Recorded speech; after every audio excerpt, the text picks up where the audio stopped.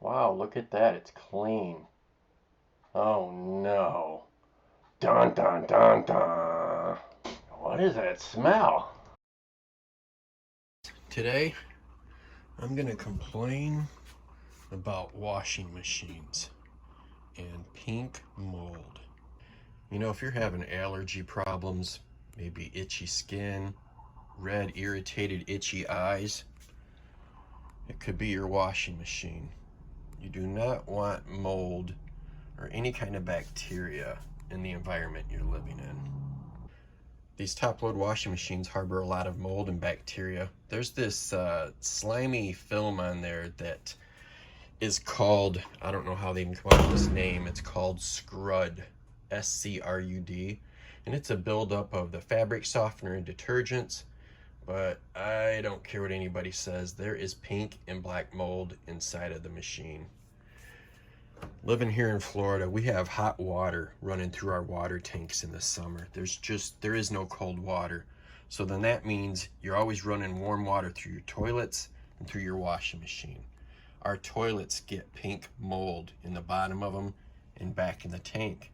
And I have to cycle bleach through them to kill off some of that. But sure enough, down the road, it comes back again.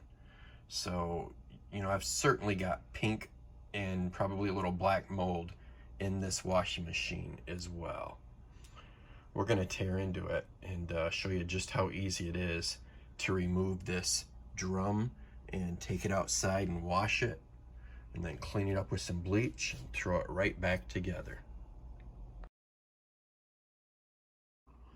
Now, I live in Florida, so this may not be as much a problem up in the cooler environment. Look at this drum. I didn't even power wash it.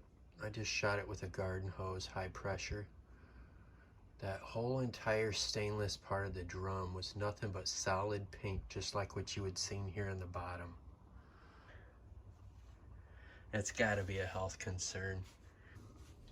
This is what's really disgusting about these things. That is some sort of mold, looks like a pink mold. Every time I'd walk in the back door by the washing machine, I could smell something. I'd open the lid on the washing machine, didn't smell any different than any other washing machine. But there was still that obvious odor when I'd come in the house. You know how when you're in the house, you're kind of nose blind. That's terrible. Yeah, this is something you want to look into if you've got a washing machine that's 5 years old or so. You don't want mold of any color in your house. Wouldn't take much to rip apart your washing machine and clean this drum. And while you're at it, clean out the inside of the tub. That cover right there is a filter. You pull 2 small screws out of there and you can pull that cover off and clean that out. It's usually full of garbage. Here's a little trick I started doing recently. This is a box fan, about 10 inch by 10 inch. I kick that thing on high and put it on this shelf out of an old oven and shut the lid down on top of it. Crank that thing on and let it run a couple hours, sometimes half the day, so it dries up the whole inside of that washing machine. If you don't have any moisture, you don't have any mold. It really works well. I would not do this if I had children. You can see this spring clip right here. As you push on it with a putty knife, you can see it move back. So you'll get it in here. It's about 6 inches from the corner here. So you'll just stick your putty knife in here and you push back on that spring clip at the same time that you're grabbing on the inside here and pulling up. Then you come over to this side here and you'll do the same thing. You want to use a bungee cord or piece of rope or twine to hold the lid back. Now we need to remove this clamp on the back here and pull that hose off. Then to remove this cover here, see if I can get this angle right. There's these little plastic clips.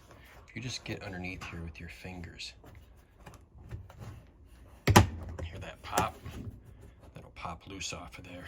There's one on all 4 corners, and then you got 2 along each side. If your fingers aren't quite strong enough, you could probably use like a flathead screwdriver, but they're really not that difficult to release.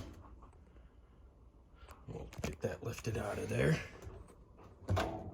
Now that that cover's off of there, we'll work on getting this drum removed. There's a cap down here. Just simply get underneath of there with a flathead screwdriver. And you can twist it and pop that cap right off. All right, now we're going to take a 7/16 socket and an impact drill and remove the bolt in the bottom.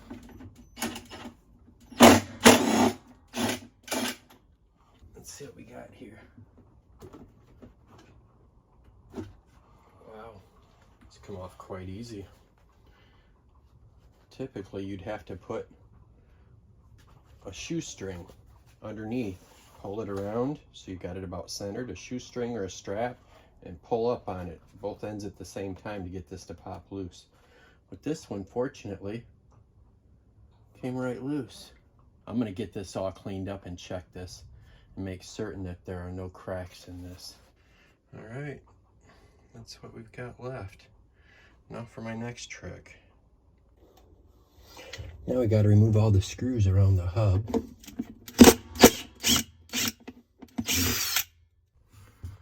Then I'm going to pull this apart. Just want to make certain that you keep everything in order. You're going to want to cut yourself a 2x4 at roughly 21 3/4 inches long. All right, that fits nicely at the top of the drum. Now I got to go find my jack. I found my jack. You can see how I've got it wedged in there underneath the 2x4. And you just want to make sure that you got everything centered before you really start tightening that jack. All right, got the drum out. Having breathing issues, sneezing, just feeling overall lethargic. Might want to look into your washing machine. While I'm in here, I'm gonna take that cover off of the filter there and see if that needs to be cleaned out. All right, got that removed. Don't want to be overlooking anything. If you're in here, you might as well give everything a very thorough cleaning. Need to get this filter cover back on there.